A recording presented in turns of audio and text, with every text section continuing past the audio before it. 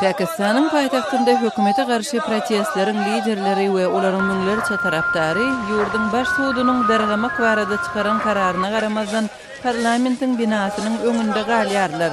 Opozisiýon lideri Imran Khan we dinçi Tahir Al-Kadri Premier Ministr Nawaz Şerif'in wezipesinden çekilmegini we saýlaw reformasynyň geçirilmegini talap edýärler. Khan hökümet resmiýlerini we studiýalary geçen ýylky saýlawlary ipar etmek boýunça dil duýuşyp taýplady.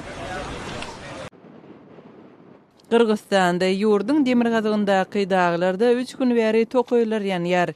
Kırgızstanyň adatdan daşary ýagdaýlar boýunça ministrligi paýtaxt Bişkekden uzak bolmadyk ýerde Araşan atly owanyň golaýynda gurak ösümlikli 15 hektar ýeriň ýanýanlygyny aýtdy.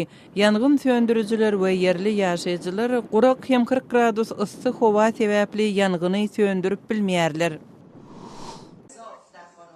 Owganistanda aýalar meselesi boýunça ministrlik Kabulda 3 günlük konferensiýa başlady.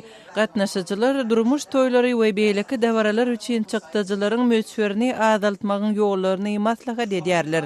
Ministrligiň söýlerine görä konferensiýa çakdan aşy uly çykdyjylaryň durmuşa yaramaz täsir ýetirýänligine köpçüligiň öňsüne çekmek maksadyny öz öňünde goýar. Toý çykdyjylary köp adamy uzak möhletli berge batyrýar. Şeýle-de Kabulda Owganistanyň kriket sport görnüşi boýunça guramasy tutuş ýurt boýunça komandalaryň gatnaşmagynda ýarış geçirýär.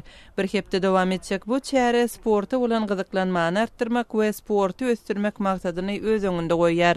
Owganistanyň milli komandasy öz derejesini tiz ösdürmek bilen dünýä boýunça jan köýürleri haýran galdyrdy.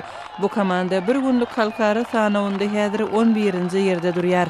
Siz günüň täzelikleri bilen tanyş boldunuz.